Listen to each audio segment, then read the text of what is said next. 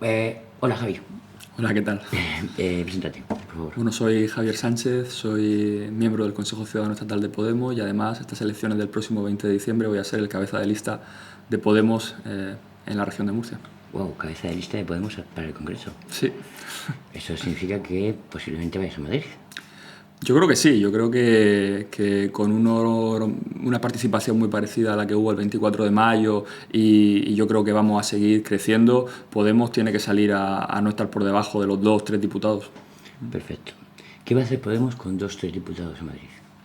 Bueno, no va a tener 2 o 3 diputados, Bueno, vamos a tener un grupo muy importante que desde luego yo creo que va a poder ejercer un poder de veto real sobre las políticas de austeridad que van a seguir viniendo de Bruselas. La ciudadanía va a tener en nuestro grupo parlamentario una herramienta de denuncia y una herramienta también de propuesta alternativa, de demostrar que efectivamente hay otras alternativas posibles, hay otras políticas económicas que no pasan por asfixiar al pueblo.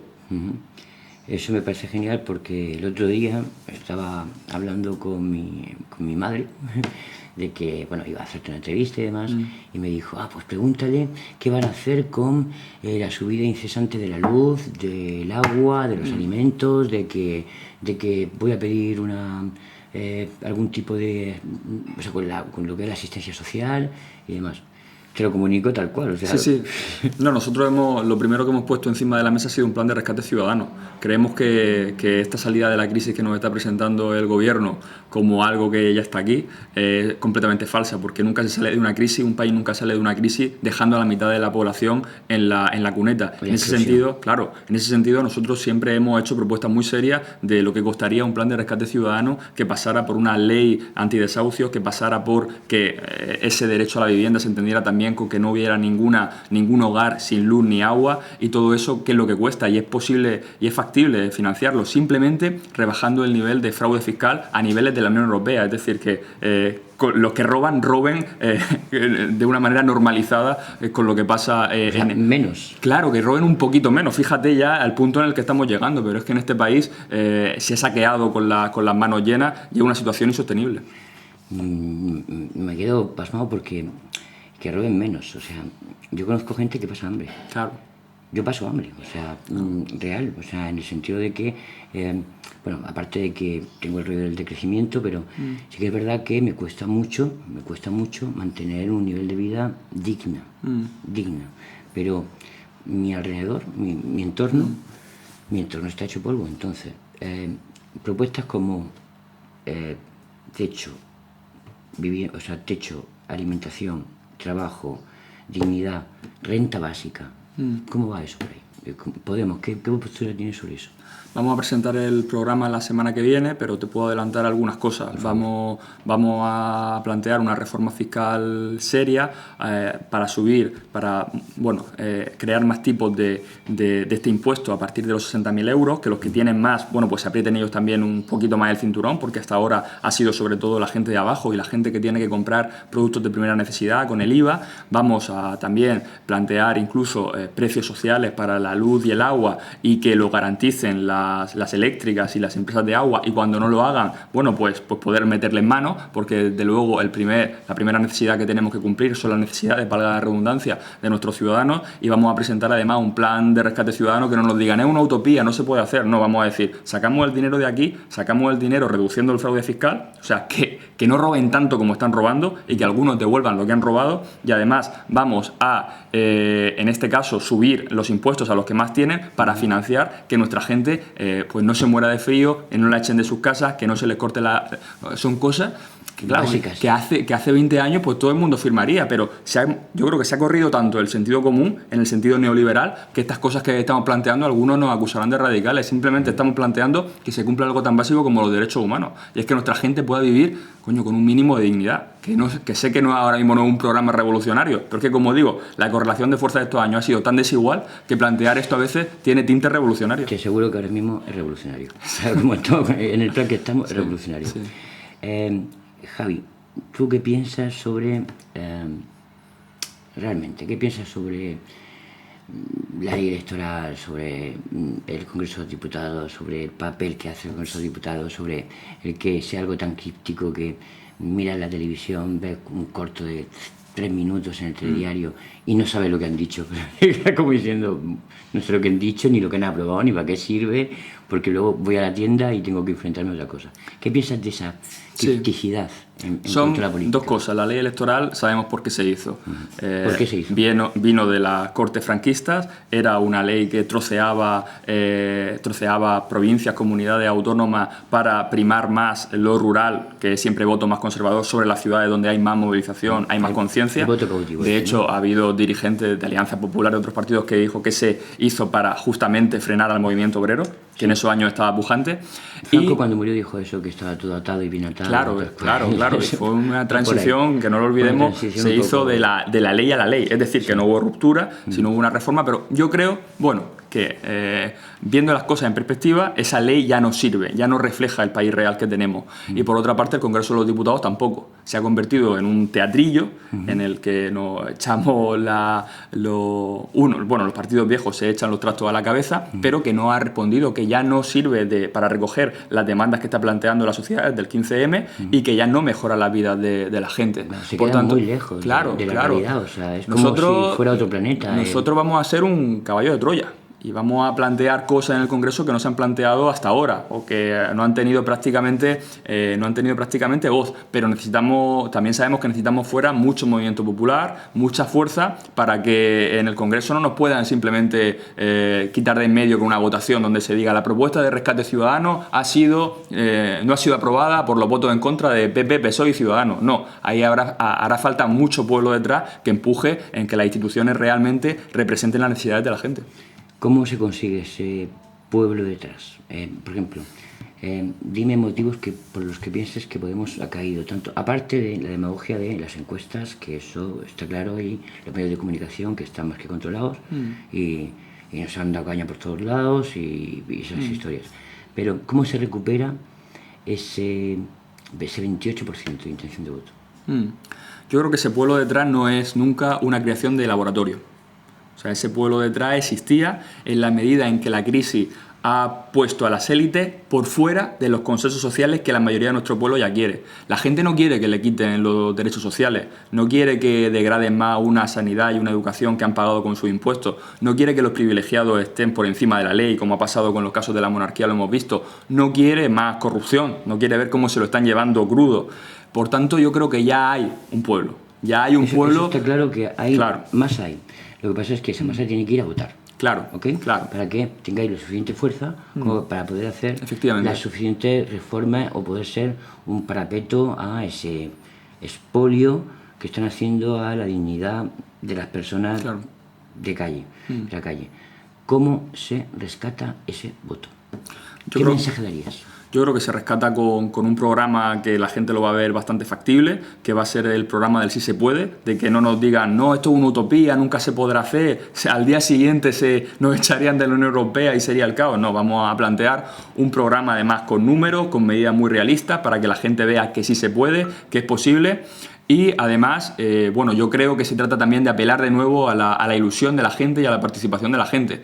Creemos que tenemos que hacer una campaña muy a pie de calle. Yo creo que una de las cosas que nos enseñó Carmena y que en general le enseñan mucho los liderazgos femeninos, ¿no? Que es una cosa que hay que aprender, ¿no? Sí. Esto que decimos siempre de feminizar la política, pues una política de la escucha, ¿no? De volver a la calle, de rescatar las demandas de los movimientos, de reunirse, de patear mucho, y yo creo que vamos a hacer una campaña muy, muy pegada al suelo, porque una cosa que he aprendido este año es el inmenso poder que tienen los bancos en política.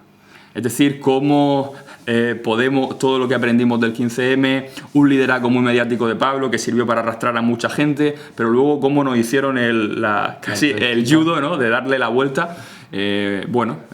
Ciudadanos es un ejemplo de ese poder que tienen los bancos y de cómo nunca te puedes relajar en ese aspecto. Sin mucho pueblo detrás, al final le pueden dar la vuelta. ¿Cómo se consigue gobernar con bancos, Fondo Monetario Internacional, Banco Común Europeo? ¿Cómo se consigue gobernar con esas fuerzas, es que no sé cómo llamar, bueno, iba a llamarlas una bestialidad, pero quiero llamarlas así, con esas fuerzas, con ese poder fáctico? Es ciertamente difícil, y es verdad que el margen de la política en la época de la globalización neoliberal se ha estrechado mucho. No es la misma política la que se puede hacer hoy que hace 30 años. Y yo creo que ese diagnóstico realista lo tenemos que asumir todos. Aún así, es posible poner en marcha otras políticas o es posible echar pulsos, que nunca se sabe el resultado final, porque en la política nunca hay garantía de nada. En política siempre te la tienes que jugar y los resultados siempre son inciertos, pero conocemos otros países donde hay mucho más gasto público, donde hay mucha menos corrupción, donde hay una cultura de la participación mayor. O sea, yo creo que en este país justamente tenemos mucho que avanzar, primero en cierta herencia que no hemos acabado de cortar con ella, casos como los de la memoria histórica, esta semana que están pasando en Murcia, pero también que hay mucho que avanzar en simplemente normalizar pues una estructura de Estado social que siempre fue deficitario. Aquí el gasto social en España ha sido mucho menor que el que nos correspondería por la población si lo comparamos con países del norte de Europa. En ese sentido sí podemos avanzar en el tiempo corto, ¿no? Que estamos hablando de política de 4 años. Por supuesto, hacer política también es no olvidar los sueños. Y no olvidar dónde te quieres dirigir, que hacia una sociedad que ahora mismo la Unión Europea del euro o la Unión Europea alemana no está representando. Bien. Me gusta lo que dices. ¿Okay? Bueno, tú ya sabes de qué me cogió yo, pero me gusta lo que me dices. Otra cosa. Estos próximos 4 años, la próxima legislatura, dame un poco una previsión, tu punto de vista. No es futurología, es simplemente previsión. Bueno, yo creo que los próximos 4 años no van a ser simplemente 4 años de gobierno o 4 años de... Los poderes ya parece que están anunciando que apuestan por una alianza PP-Ciudadanos, pero no va a ser una alianza tranquila ni estable. Fácil, ¿no? Vienen más recortes. La ciudadanía tiene que votar sabiendo que vienen más recortes, que la austeridad se va a recrudecer y que además la situación de corrupción estructural va a seguir aflorando, con lo cual no se aguantarán 4 años más, que voy a hacer una predicción, no creo que sean 4 años. Bien. Creo que vamos a una legislatura más corta. Bien. Pero eso me encantaría. Aún así, creo que esto no se aguanta sin cambio constitucional o reforma constitucional. Yo prefiero el término cambio constitucional. ¿Por qué? Bueno, porque puede que un cambio constitucional sea más profundo que simplemente unas reformas estéticas que a lo mejor son lo que... Maquillaje cutre. Claro, eso es lo que quieren algunos. Por eso digo que ahora mismo la tensión política va a estar en si en este país tiene que haber un cambio constitucional, es decir, repensar qué somos como país y repensar las normas de funcionamiento del sistema político, si eso va a ser a favor de las clases subalternas, a favor de los de abajo, o va a ser simplemente una restauración por arriba, la enésima restauración borbónica, donde le pongan a Felipe la medalla de que ha solucionado lo de Cataluña y 4 cositas más contra, estéticas como decimos, y esto sigue igual. Por tanto, creo que la batalla el 21 de diciembre sigue abierta, que lo que vamos a hacer el 20 de diciembre es avanzar posiciones. Y cuidado, un grupo parlamentario grande es avanzar muchas posiciones. Recordemos que la Izquierda Unida de Julio Anguita, esta importante del año 96, sacó 21 diputados y ya era una cosa... De hecho, la última lucha que yo creo que dimos a la ofensiva a nivel institucional fue la de las 35 horas. Sí. Y eso con una Izquierda Unida de 21 diputados... Con un grupo parlamentario grande que va a sacar Podemos, yo creo que la lucha institucional se puede profundizar. Ahora que hablas de Izquierda Unida, convergencia. Háblame sobre la convergencia. Bueno, es una cosa que hemos debatido mucho. Nosotros, a los compañeros de Izquierda Unida, que no son nuestros adversarios, algunos venimos de Izquierda Unida. Izquierda Unida ha mantenido, por así decirlo, la antorcha de la lucha institucional durante muchos años. Sí que veníamos diciendo hace tiempo, yo creo que son debates que vienen de la refundación, que era ahora mismo una herramienta insuficiente, que había que repensarlo en función del contexto actual, ¿no? Y algunos dirigentes simplemente se dejaron llevar por la inercia y dijeron que Izquierda Unida ya lo era todo, que no necesitaba nada más y que se mantenían ahí, ¿no? Y que se mantenían, que con el 10, el 12% les bastaba. Nosotros dijimos que había que apostar por algo más que fuera simplemente la unidad de la izquierda, es decir, la unidad de los que siempre piensan igual y entre ellos se entienden. Había que construir pueblo, que era una de las lecciones fundamentales que aprendimos de los procesos de Latinoamérica. Y eso pasaba por romper con muchas inercias de la vieja izquierda. Eso Izquierda Unida finalmente no lo ha entendido. Ellos querían de nuevo una sopa de siglas de Podemos por un lado, Izquierda Unida, los socialistas de izquierda por otro, tal. Nosotros dijimos que no, que así no se construye un pueblo, que así no se construye un nuevo sujeto político. Creo que no ha sido posible llegar ahora a acuerdos, pero también te adelanto que, por supuesto, que a partir de 2016 yo creo que se va a recomponer el campo popular por completo. Yo considero que la pluralidad a la hora de... O sea, la unión de siglas, como dicen, ¿no? Genera dos cosas. Una, que siglas históricas no desaparezcan, siglas que han costado mucho trabajo, incluso bueno, trabajo y dolor, no se pierdan. Y dos, que haya más fluido de democracia interna. La democracia interna es muy importante. Háblame un poco de democracia interna en Podemos. Con el tema de las siglas, yo creo que las siglas no son algo así como que hay que cuidar como si fuera un pequeño zoo, un pequeño zoo de siglas, que creo que esa tampoco es mucho garantía de pluralidad, que a veces se convierten simplemente en cuotas de familia que exigen claro, su parte del pastel sin entender mucho cuál es la estrategia y la táctica política. Al final a mí lo que me interesa es hablar más de política que de mi tribu. Y una política que sea para ganar mayorías, que es muchas veces lo que la izquierda de la derrota no se ha atrevido. Muchas veces la izquierda ha estado cómoda el siglo XX se ha perdido y ahora ya pues nos conformamos en guardar la memoria de nuestros antepasados. Creo que así no se gana el futuro. Por otra parte, creo que es una lección que vamos a aprender en estas elecciones. Vamos a aprender y no digo que Podemos tenga que ser todo, pero se va a recomponer. Hemos visto como Ada Colau inventa un partido en 3 meses que consigue remover el panorama de Barcelona, luego entran al final personas. Y al final son personas que están formadas en la lucha social, gente que concita autoridad moral. Nuevos sujetos políticos. Claro, nuevos sujetos políticos y también nuevos liderazgos, ¿no? Que es un tema que tampoco se hablaba mucho en la izquierda. Y con el tema de la pluralidad, bueno, pues siempre hemos dicho que este año teníamos que, lo dice mucho Íñigo Errejón, correr y atarnos los cordones a la vez, ¿no? Y eso es verdad que en la construcción del partido ha hecho que los ritmos casi la velocidad vertiginosa con la que nos hemos construido, no siempre hemos podido cuidar la parte de construir pluralidad, integrar a todos los compañeros, que nadie se quedara por el camino, pero ha sido porque Podemos es una hipótesis para presentarse a las elecciones generales. O sea, estábamos hace 2 años todo el mundo derrotado, salimos a la calle, no nos escuchan, nos detienen, siguen, ¿qué va a pasar en las elecciones? Y esto era una hipótesis corta, de corto tiempo, para presentarnos. Después, como digo, en 2016 habrá que repensar la hipótesis, repensar también la pluralidad y construir una cosa que no solamente sea un partido para atacar las instituciones, sino que sea sobre todo un movimiento popular. Perfecto. Democracia interna. Bueno, democracia interna, como digo, yo creo que hemos dado pasos que otros partidos no se atrevían, como es el tema de las primarias. Todos nuestros tanto equipos dirigentes a nivel más local, a nivel autonómico y a nivel estatal han sido elegidos por unas primarias competitivas.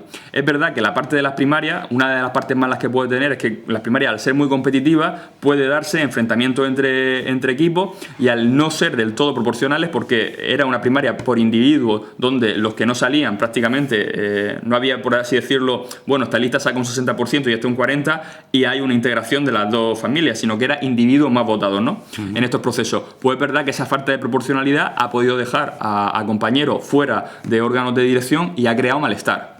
Es un tema que yo creo que también tendremos que repensar, pero es un tema que yo creo que no se piensa en el vacío, sino que hay que pensarlo en el contexto. ¿Qué era Podemos y para qué surge Podemos? Podemos no surge para ser el partido de toda la sociedad o el partido perfecto que no tiene ninguna contradicción. Como digo, era una hipótesis para un tiempo corto, una hipótesis para saltar las instituciones en el año 2015. Y yo creo que como tal, Vistalegre sirvió, pero dependiendo de lo que pase el 20 de diciembre y pase lo que pase, tendremos que ir a una mutación donde nos convirtamos en una cosa mucho más amplia, que intente abarcar muchos más sujetos políticos y, como digo, que sea movimiento popular. Bien, o sea, lo que estoy entendiendo es que todo esto es básicamente un proceso de transformación para crear pueblo, para crear masa social, para crear nuevos sujetos sociales. Sí. Son ideas que a mí me atraen. Okay. Pero, por ejemplo, ayer, viendo las noticias, de pronto vi que nombraban a un señor que era un militar. Sí. No recuerdo cómo se llama. Pues ahora mismo me has pillado porque no me acuerdo del nombre. Sí, militar, ¿no? Sí, que posiblemente podía ser el ministro de Defensa. ¿Okay? ¿Quién ha elegido a este señor? Bueno, El tema la verdad es que venía oyéndolo hoy en la radio y fue una de las máximas autoridades de la Fuerza Armada Española en tiempos de Zapatero y se me ha ido el nombre por completo, pero ayer lo repetí varias veces. Pero bueno. Estamos hablando más bien de cómo sale este señor a la palestra, de dónde sale, sabemos de dónde sale, que ha sido ex jefe, director general de defensa, no sé cuánto, etc. Pero, ¿quién ha elegido a este señor y cómo se ha elegido? O sea, ¿qué mecanismo ha utilizado Podemos para de pronto sacar a alguien y decir que, bueno, puede ser posible ministro de Defensa? Nosotros sabes que hicimos nuestras primarias en julio, unas primarias que eran de ámbito estatal, porque entendíamos que teníamos que hacer un proyecto de lista estatal, no pensando cada uno en las familias del territorio. Y luego planteamos un referéndum a nuestros inscritos en el que planteábamos, bueno, abrir esas listas. Abrirlas creando espacios de unidad popular, sobre todo en nacionalidades históricas como Cataluña, Galicia, Valencia, donde, bueno, pues pudiéramos incluir a otras sensibilidades políticas, a conformar un espacio que al final fuera junto a Podemos, en plan Podemos-algo. Y también el tema de Galicia, ¿no? El tema de Galicia, que si quiere ahora hablamos, pero también la posibilidad de a esas listas incorporar personalidades de la sociedad civil que a lo mejor no se sentían cómodas participando en unas primarias de partido. Bueno, hay cierta gente que por su trayectoria, jueces, altos cargos del ejército, pues a lo mejor no participan o no tienen esa cultura de participar directamente en un partido. Nosotros dijimos que teníamos que hacer unas listas que representaran el país real, y el país real también es, y sabemos, América Latina, como digo, es en este sentido, yo creo que un laboratorio interesante, ¿no? Un laboratorio interesante de lo que ha sido procesos de transformación en condiciones muy, muy negativas para la transformación. El neoliberalismo en América Latina era quizás mucho más... Conozco el caso de América. Claro, era mucho más corrosivo que aquí en Europa, donde todavía hemos podido mantener algo de Estado social. Pero allí, sin el ejército, bueno, pues seguramente en muchos países no hubieran, sin integrar partes de la justicia, partes de aparatos del Estado, no se hubieran podido dar esos procesos de transformación. Por tanto, nosotros creíamos que una forma de normalizar, que una forma de decir hay un nuevo país que se puede hacer con lo que ya hay, pero yendo hacia otra forma distinta, era integrar a todo eso que ya formaba parte del país y esos elementos más progresistas. Este hombre era de los elementos más progresistas del ejército español, ¿no? Y creíamos que, bueno, que era un buen fichaje por ese tema, porque también ahora mismo hacer política no es siempre lo que a uno le gustaría, es también hacer con los materiales y los elementos que ya hay, ¿no? Y claro, nosotros tenemos que, si queremos ser opción de gobierno y queremos, bueno, pues gobernar la vida de más de 45 millones de españoles, también tenemos que plantear cuestiones de defensa, y yo creo que era una buena opción. Yo sé que es necesario contar con toda la ciudadanía y con las personas que no son ciudadanía, que son, en este caso, personal militar, que no pertenece a lo que es la ciudadanía común, pues, tiene otro régimen. Pero, concretamente, la pregunta era, ¿cómo se elige a este hombre? Bueno, hemos estado manteniendo reuniones con altos cargos militares, con asociaciones militares, con asociaciones incluso de la Guardia Civil. ¿Algo se ha oído? Porque le hemos planteado que queremos ser opción de gobierno. Y en este caso, pues las personas que han estado llevando las negociaciones, pues no sé si ha sido el responsable de exteriores, el responsable de relaciones con la sociedad civil, razón mayoral, a determinada gente, después de hablar con nuestro Consejo Ciudadano Estatal, se le ha hecho propuestas de participar en las listas. ¿Sale del Consejo Ciudadano Estatal? Sale de una propuesta de la dirección de Podemos. Bien, perfecto, contestado. Y bueno, para terminar, Javi, dime qué deseas tú en toda esta historia. Bueno, yo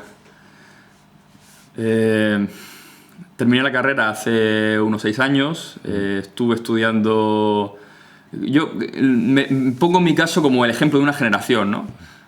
Me acuerdo que iba todos los días a la biblioteca a estudiar con un compañero, oposiciones, con la ilusión de decir, bueno, ya has terminado la carrera, ahora vamos ya a empezar a trabajar de profesor, que es lo que a mí me gusta, enseñar filosofía. A mí la parte esa del pensamiento me gusta más, la política de titular me aburre un poco.